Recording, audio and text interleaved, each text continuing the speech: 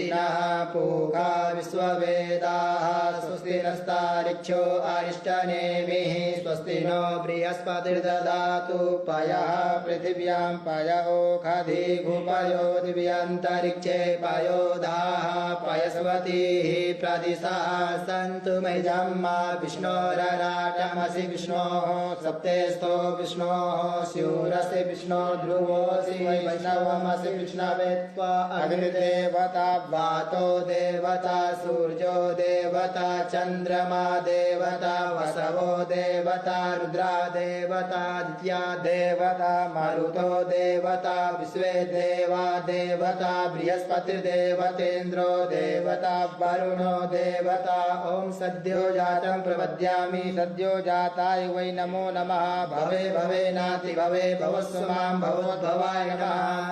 वामदेवाय नमो ज्येष्ठाय नमः श्रेष्ठाय नमो रुद्राय नमः कालाय नमः कलविकरणाय नमः बलविकरणाय नमो बलाय नमो बलप्रवर्तनाय नमः सर्वभूतदमनाय नमो मनोन्मनाय नमः अघोरेभ्यो घोरेभ्यो घोरघोरतरेभ्यः सर्वेभ्यः सर्वेभ्यो नमस्ते अस्तु रुद्ररूपेभ्यः तत्पुरुषाय विद्महे महादेवाय धीमहि तन्नो रुद्रः प्रचोदयात् ईशानः सर्वविद्यानामीश्वरः सर्वभूतानां ब्रह्माधिपतिर्ब्रह्मणोऽधिपतिर्ब्रह्मा शिवो मे अस्तु सदा शिवो शिवो नाम शिष्वधितिष्ठे पिता नमस्ते अस्तु माहि गुंसेः निवतयाम्यायुखेन्नाद्याय प्रजननाय रायस्पोखाय सुप्रजास्त्वाय सुवीर्याय विश्वानि देव सवितर्दुरितानि परासु वा जन्मदरन्तन्न आसु वा द्यौः शान्तिरन्तरिक्षगुं शान्तिः पृथ्वी शान्तिरापः शान्तिरोषधयः शान्तिः वनस्पतयः शान्तिर्विश्वे देवाः शान्तिर्ब्रह्म शान्तिः सर्वगुं शान्तिः शान्तिरेव शान्तिः सामा शान्तिरेधि सर्वेषां वा एकवेदानागुंरसो यत्साम सर्वेषामेवैनमेतद्वेदानागुंरसेनाभिषिञ्चति ओम शान्तिः शान्तिः शान्तिः सुशान्तिर्भवतु सर्वारिष्टशान्तिर्भवतु अनेन कृतेन श्रीरुद्राभिषेककर्मणा श्रीभवानी शंकर महारुद्रः प्रीयतां श्रीशाम्ब सदाशिवार्पणमस्तु। ओम मनो ज्योतिर्जुघतामाजस्य बृहस्पतिर्जयमिमन्तनो त्वरिष्ठं जयगुं समिमन्तधातु विश्वे देवास इह मादयन्ताम् ॐ प्रतिष्ठा ॐ हृदयाय नमः ॐ अबोधग्निः समिधा जनानां प्रतिधेनुमिवायति मुखासम्मा जह्वा इव प्रभया मुज्जिहानाः प्रभानवः शिश्रतेनाकमच्छ शीर्षे स्वाहा ॐ मूर्धानन्दिवो अरतिं पृथिव्या वैश्वानरमृत आजातमग्निं मा कविगुं सम्राज्यमतिथिं जनानामासन्नापात्रं जनयन्त देवाः शिखायैव षट् ओम मर्माणि ते वर्मणाच्छादयामि सोमस्त्वा राजामृतेनानुवस्तामा उरोर्वरीयो वरुणस्ते कृणोतु जयन्तं त्वानुदेवा मदन्तु कवचाय ओम ओम विश्वतश्चक्षुरुत विश्वतो मुखो विश्वतो बाहुरुत विश्वतस्पात सम्बाहुभ्यां धमति सम्पदत्रैर्द्याव भूमि जनयन् देव एकः नेत्रत्रयाय वौषट् ओम मानस्तोके तनये मान आयुखि मानो गोकुमानो अस्वे कुरीरिखः मानो वीरानुरभामिनो बधिर्रेहविगमन्ताः सदमित्वा हवामहे अस्त्राय फट ध्याये नित्यं महेशं रजतगिरिनिभां चारुचन्द्रावतंसं रत्नाकल्पोज्ज्वलाङ्गं परशुमृगवराभीतिहस्तं प्रसन्न पद्मासीनं समन्तात् स्तुतममरगणैर्व्याकृतिं वसानं विश्वाद्यं विश्ववन्द्यं निखिलभयहरं पञ्चवक्त्रं त्रिनेत्रं नमः पार्वतीपतये हर हर महादेव। हरिः ॐ गणानां त्वा गणपतिगुं हवामहे प्रियाणां त्वा प्रियपतिगुं हवामहे निधीनां त्वा निधिपतिगुं हवामहे वसो मम आहमजानि गर्भधमा त्वमजासि गर्भधमा गायत्री त्रिष्टुप् जगत्यनुष्टुप् पङ्क्त्या सह बृहत्ष्णिहा ककुप्सूचिभिः सम्यन्तुत्वा द्विपदा चाश्च चतुपदा त्रिपदा चाश्च खट्पदाः विच्छन्दा चाश्च सच्छन्दाः सूचिभिः सम्यन्तुत्वा सहस्तोमाः सह छन्दस आवृताः सह प्रमारिकयः सप्तदैव्याः पूर्वे कां पन्थामनुदिश्य धीरा अन्वालेभिरे रथ्यो नरस्मिन्ना जज्जाग्रतो दूरमुदैति दैवं तदु सुप्तस्य तथैवैति दूरङ्गमं ज्योतिखां ज्योतिरेकं तन्मे मनः शिवसङ्कल्पमस्तु येन कर्माण्यपशो मणिखिणो ये कृणवन्ति विदधे कुधीराः जदपूर्वं जक्षमन्तः प्रजानां तन्मे मनः शिवसङ्कल्पमस्तु यत्प्रज्ञानमुत चेतो धृतिश्च ज्योतिरन्तरमृतं प्रजासु यस्मान्नरिते किञ्चन कर्म क्रियते तन्मे मनः शिवसङ्कल्पमस्तु येनेदं भूतं भुवनं भविकृत्परिगृहीतममृतेन सर्वं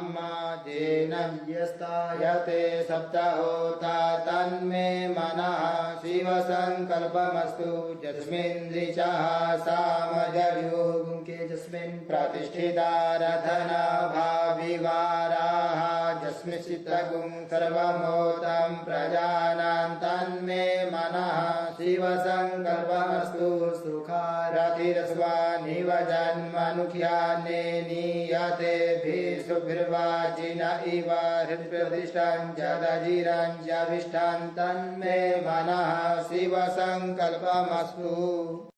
हरिः ॐ सहस्रशीर्षः पुरुषः सहस्राक्षः सहस्रपातः भूमिगुं सर्वत्र स्मृतवात्यधिष्ठद्दशाङ्गुलं पुरुष एवेदगुं सर्वं जदभूतं जच्च भाव्यं उतामृतत्वस्येषानो जदन्येनातिरोहति एतावानस्य महिमातो जायाश्च पुरुषः पादोश्च विश्वा भूतानि त्रिपादस्यामृतं दिवि त्रिपादूर्ध्व उदैत् पुरुषः पादोश्चेह भवत्पुनः ततो विघ्वं विग्रामशासनानसने अभि ततो विराड जायत विराजो अधिपुरुषः स जातो अत्यरिचत पश्चात् भूमिमतो पुरः तस्माद् सर्वभूतः सम्मृगं मृगदाज्यं पशुस्तासगरे वायव्यानारण्या ग्राम्याश्च जे तस्माद् सर्वभूतरिचः सामानि जजिरे छन्दांसि जजिरे तस्मादजायत तस्मादस्वा अजायन्त जे केशो भयादतः गावो अजजिरे तस्माज्जाता अजावयः तञ्जयं बर्हिः प्रोक्षन् पुरुषं जातमग्रतः तेन देवा अयजन्त साध्यारिकयसजे जत्पुरुषं व्यदधुः कतिधा व्यकल्पयन् मुखं किमस्यासीत् किं बाहु किमोरुपादा उच्येते ब्राह्मणोऽस्य मुखमासीत् बाहुराजन्यः कृतः ऊरु तदस्य तस्य जतवैश्यः पदव्यां शूद्रो अजायत चन्द्रमा मनसो जातचक्षोः सूर्यो अजायत श्रोत्राद्वायुश्च प्राणश्च मुखादग्निरजायत नाभ्या आसीदन्तरिक्षगुं शेष्णोर्द्यौः समवर्तत पदव्यां भूर्दिशः श्रोत्र तथा लोकान् अकल्पयन् चत्पुरुषेण हविषा देवाज्यमतन्वत वसन्तोष्यासीदाज्यङ्ग्रीकमहिद्मः सर्दविः सप्तास्यासन् परिधयश्रीः सप्तसमिधाः कृताः देवाजद्यन्तन्वाना अवदनन् पुरुषं पशुं माज्येन ज्यमयजन्त देवास्तानि धर्माणि प्रथमान्यासन्नतेहनाकं महिमानः सचन्त यत्र पूर्वे साध्याः सन्ति देवाः अद्भ्यः संवृतः पृथिव्यैरसा च विश्वकर्मणः समवर्तताग्रे तस्य तुष्टाविदधरूपमेति तन्मत्स्य देवत्वमाजानमग्रे वेदाहमेतं पुरुषं महान्तमादित्यवर्णं तमसः परस्तात् तमेव विद्वाति मृत्युमेति नान्यः पन्था विद्यते यनाय प्रजापतिश्चरति गर्भे अन्तर्जायमानो बहुधाभिजायते तस्य योनिं परिपश्यन्ति धीरास्तस्मिन् हतस्त्रिभुवनानि विश्वाजो देवेभ्य आतपतिजो देवानां पुरोहितः पूर्वोजो देवेभ्यो जातो नमो रुचाय ब्राह्मणे रुचं ब्राह्मं जनयन्तो देवा अग्रे तदब्रुवन्नाजस्त्वैवं ब्राह्मणो विद्यातस्य देवा असन्वसे श्रीश्च ते लक्ष्मीश्च पुण्या बहोरात्रे पार्श्वे नक्षत्राणि रूपमस्ति नव्यात्तं इष्णान्यघाण मुम्बैघाण सर्वलोकं मयिघाण हरिः ॐ मा आसुः शिशानो वृषभो न भीमो घना घनः चोभनश्चर्घणीनां मा सङ्क्रन्दनो निमिष एकवीरः शतगुंसेना अजयसाकमिन्द्रः सङ्क्रन्दनेन निमिषेण विष्णुना जुत्कारेण दुष्यवनेन विष्णुना तदिन्द्रेण जयत तत्सहध्वं जुधो नर इकुहस्तेन विष्णा स इकुहस्तैः सनिघङ्गिभिर्वसि सगुंसष्टा सयुध इन्द्रो गणेन सगुं सृष्टजित्सो मपाबाहु सद्विरधन्वा प्रतिहिताभिरस्ता बृहस्पते परिधिया रथेन रक्षोहामित्राम् अपबाधमानः प्रभञ्जन् सेनाः प्रमिणो जुधा जयन्नस्माकमेद्य वितारथानां मा बलवीयायस्थविरः प्रवीरः सस्वान्वाजी सहमान उग्रः अभिवीरो अभिसत्वासहो जाचैत्रमिन्द्ररथमातिष्ठ गोवित गोत्रभिदं गोविदं वज्रबाहुञ्जयन्तमज्म प्रमृणन्तमोजसा इमगुं सजाता अनुवीरयध्वमिन्द्रगुं सखायो अनुसगुं रवध्वम् अभिगोत्राणि सहसा गाहमानो दयो वीरः शतमन्युरिन्द्रः दुष्यवनः पितनाकाडयुध्योऽस्माकगुंसेना अवतु प्रयुत्सु इन्द्र आसान्येता बृहस्पति दक्षिणा जयः पुर एतु सोमः देवसेनानामभिभञ्जति नाञ्जयन्ति नामरुतो जन्त्वग्रह्मा इन्द्रस्य विष्णो वरुणस्य राज्य आदित्यानां मरुतागुं सर्द उग्रह्मा महामनसां भुवनच्यवानां गोखो देवानां जयतामुदस्तात उदरिखयमघवन्नायुधानुसत्त्वनां मामकानां मनागुंसे उद्विग्रहान्